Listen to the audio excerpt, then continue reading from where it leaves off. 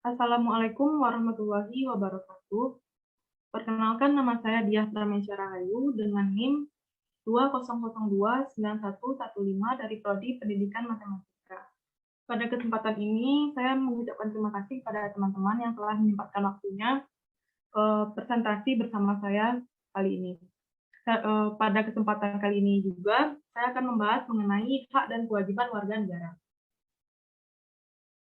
Sebelumnya nih, saya mau bertanya dulu pada teman-teman, apa itu hak dan kewajiban warga negara? Oke, kita langsung masuk ke konsep hak dan kewajiban.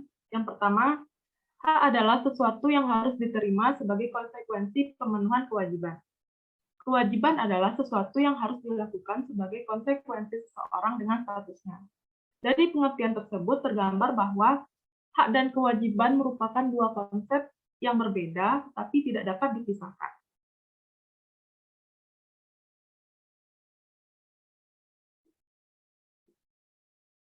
Pengertian hak adalah kuasa untuk menerima atau melakukan sesuatu yang mestinya kita terima atau bisa dikatakan sebagai hal yang selalu kita lakukan dan orang lain tidak boleh merampasnya entah secara paksa atau tidak. Dalam hal kewarganegaraan, hak ini berarti warga negara berhak mendapat penghidupan yang layak, jaminan keamanan, perlindungan hukum, dan lain sebagainya.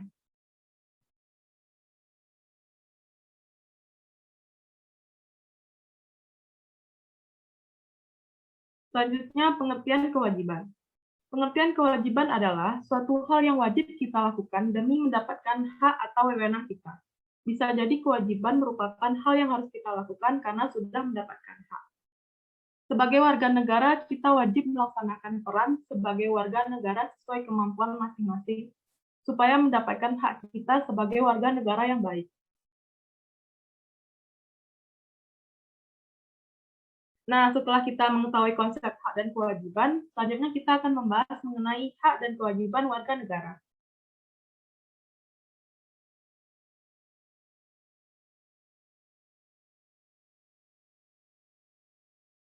Kira-kira nih, teman-teman tahu nggak apa saja hak dan kewajiban kita sebagai warga negara?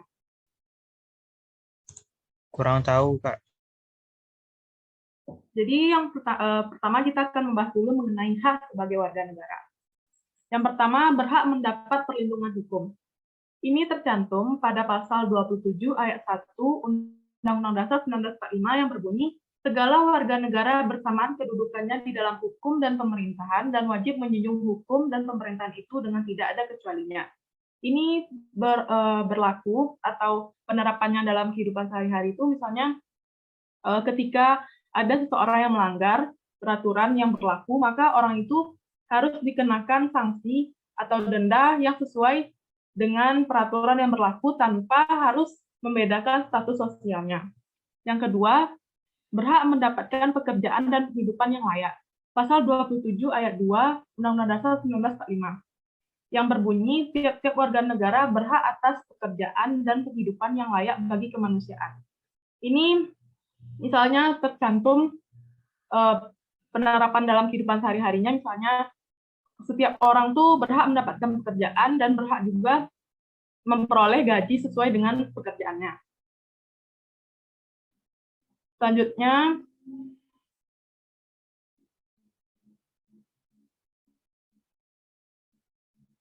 yang ketiga, berhak mendapatkan kedudukan yang sama di mata hukum dan dalam pemerintahan yang tercantum pada pasal 28D ayat 1 UUD 1945 yang berbunyi, setiap orang berhak atas pengakuan, jaminan perlindungan, dan kepastian hukum yang adil, serta perlakuan yang sama di hadapan hukum. Misalnya nih, dalam kehidupan sehari-hari ada orang di pengadilan. Pada saat sidang tuh semua orang tanpa membedakan statusnya mendapatkan hak yang sama.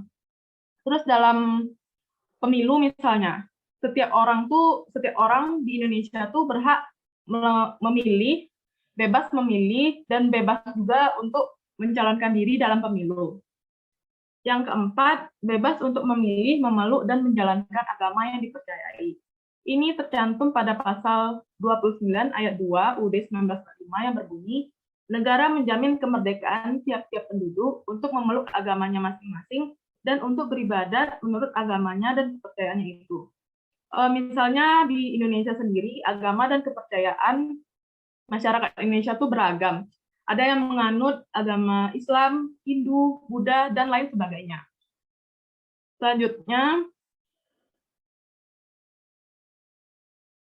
yang kelima, berhak memperoleh pendidikan dan pengajaran tercantum pada pasal 31 ayat 1 UUD 1945 yang berbunyi, tiap-tiap warga negara itu berhak mendapatkan pengajaran.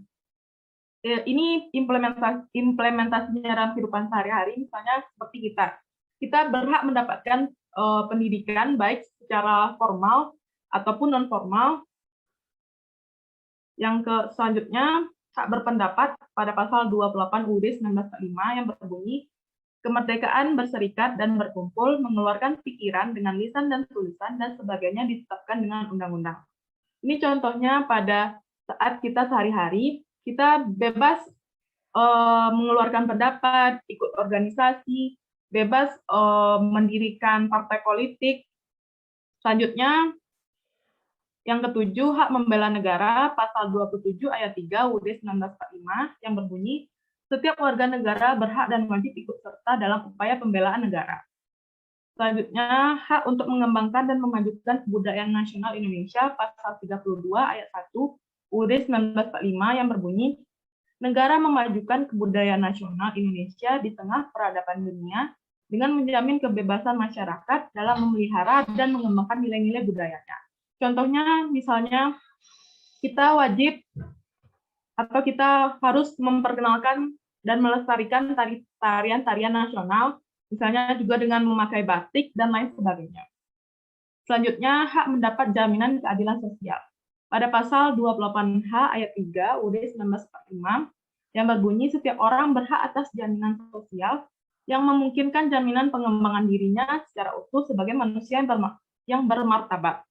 Contohnya, mendapatkan jaminan hari tua, jaminan asuransi, jaminan pendidikan, atau juga mendapatkan jaminan untuk berobat gratis, dan dalam bidang kesehatan lainnya. Selanjutnya, hak ekonomi untuk mendapatkan kesejahteraan sosial. Pasal 28D ayat 2 UUD 1945 yang berbunyi, setiap orang berhak untuk bekerja serta mendapatkan imbalan dan perlakuan yang adil dan layak dalam hubungan kerja. Selanjutnya, kita masuk pada kewajiban warga negara. Yang pertama, wajib berperan serta dalam membela, mempertahankan kedaulatan negara Indonesia dari serangan musuh. Ini tercantum pada pasal 30 ayat 1 UUD 1945 yang berbunyi, tiap-tiap warga negara berhak dan wajib ikut serta dalam usaha pertahanan dan keamanan negara. Yang kedua, wajib menghormati hak asasi manusia. Pasal 28J ayat 1 UUD 1945 yang berbunyi, setiap orang wajib menghormati hak asasi manusia orang lain dalam tertib kehidupan bermasyarakat, berbangsa, dan bernegara.